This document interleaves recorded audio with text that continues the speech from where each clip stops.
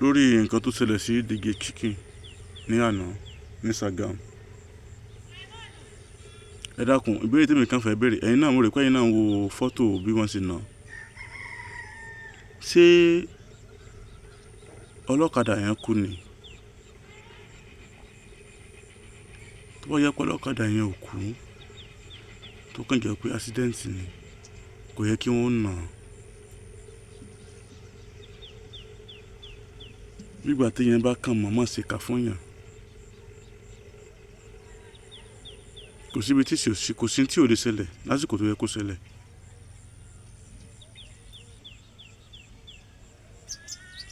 Ẹ jẹ́ àfi wípé bóyá bó ṣe máa ṣe sílẹ̀, anything ló lè ṣẹlẹ̀ ní anytime. Pé ó wá fi mọ́tò kọlu èèyàn, kò yẹ kẹ́ mú sọ́wọ́ dé level yẹn. Tẹ̀dẹ̀ mọ́rọ́ èèyàn tó jẹ́, kí ló tó ló burúkú pọ̀ náà èèyàn báyìí. Tó bá jẹ́ pé ọlọ́kadà yẹn ò kú, tó kàn jẹ́ pé bí accident sì máa ń wáyé ló ṣe wáyé, ẹ ṣe dáadáa. Wàláhì tàláhì ẹ ṣe dáadáa. Ẹ ṣe dáadáa o. Kò yẹ kẹ́ ẹ ná o. Kò yẹ kẹ́ ẹ ná o.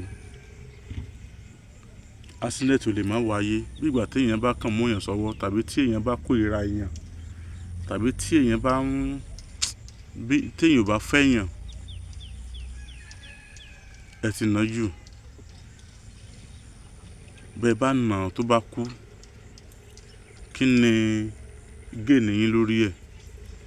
Kí ni èrè yín lórí ẹ̀? Wàláhì ẹ ṣe dáadáa, ẹ̀yin ará Sàgámù. Wàláhì ẹ ṣe dáadáa. Ẹ mọ irú èèyàn tó jẹ́. Ó ní level. Ẹ jẹ́ á sọ pé tó bá yẹ pé ẹlòmíì tó tún jẹ́ star tí ìṣòhun ní nǹkan báyẹn ṣẹlẹ̀ sí, àbúrò ní ṣẹlẹ̀ sí wa, kò ní kàn wá o. Kí lẹ fẹ́ ṣe? Ìnàyàn gẹ́lẹ́ ná Chicken. Ẹ bá fi ìdájọ́ sọ́wọ́ ọlọ́pàá, ẹ̀yin aráàlú, ẹ ti ń ṣe kọjá àyè ara yín. Kí ló tó ẹ dájọ́ lọ́wọ́ ara yín? Ṣé ẹ̀yin lágbófinró ni? Ẹ̀yin náà ò bẹ́ẹ̀ ṣe ọmọ ọlọ́mọ. Ẹ ṣe dáadáa. Ẹ ṣe dáadáa. Ẹ ṣe dáadáa rárá. Ẹ̀yin nu Ọlọ́run. Ó ga o. Ó ga o. Ẹ̀yin nu Ọlọ́run o. Tó.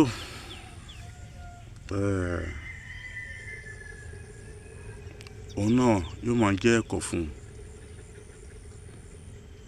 Gìrìgìrì òkùnkùn lólé ayé. Ní tí ìwọ ṣe tó ń dùn mọ́ wọ, ìbànújẹ́ ló jẹ́ fẹ́ lómi. Ẹ̀rín tiẹ̀, ẹkún ló jẹ́ fẹ́ lómi. Bó ṣe yẹ kí èèyàn mọ̀, bínú yẹn bá dùn, èèyàn máa ń pàdánù mọ́ra ni, èèyàn máa ń mọgbọ́n tàbí gbélé ayé ni. Ọlálékan Àyìndé abẹ́rẹ́ ọ̀rọ̀ ló kọ̀ mí sóná yá kíkú lórúkọ tó gbowó lọ bọ́ra tí kì í bọ́n kàn ní sí pẹ̀lẹ́pẹ̀lẹ́. Mo ní kí n wá ṣe ìpolówó bàbá wa kan tó wà nílùú Àbújá, bàbá Méyì Yásìn. Fọ́nrán wọn rèé, ẹ ṣeun. Atoni ìgbàlọ́lọ́ ń jálajàlá àlùwàlá. Ọba tó yanjú ìṣòro ẹ̀dá ní rọrùn. Tó wá fi bàbá Méyì Yásìn spiritual consultant kẹwàá ní Nàìjíríà. Pẹ̀lú kún fáyà kún Ọlọ́run náà. Ó ní kí gbogbo ntáyé ti dé. Tó bá ti dọ́dọ̀ bàbá Méyì Yásìn kí gbogbo ẹ̀ máa tú bí sí ni láì. Wọ́lá oníṣẹ́ ńlá Mahama. Wọ́lá àṣírí Súrátù Yásìn nínú Kúránì Kárím. Àwọn ọmọ tó mú kó mu fàfàkúfà kí wọ́n filẹ̀ fúnra wọn. Kí ló ń jẹ́ ìjákulẹ̀ lórí iṣẹ́? Àmúbọ̀kọ àbíyáyá. Disappointment, promise and fail. Business connections. Obìnrin tó fẹ́ lóyún tó fẹ́ bímọ. Ọkùnrin tí ò lè ṣèṣì akọni lọ́dọ̀ obìnrin. Ìtọ́jú ẹ̀ wà dáadáa. Tẹ bá rẹ̀ ni tó ń fojú kó jàǹkárí wọ̀. Kò ní rí bẹ́ẹ̀ mọ́ Mashallah. Ẹ máa bọ̀ lọ́dọ̀ bàbá Méyì Yásìn spiritual consultant nílùú Àbújá FCT. Ẹ tún lè pè wọ́n sórí aago 0913-838-3600 tàbí 0812-637-5711. Ìlànà àmọ́ Inshallah.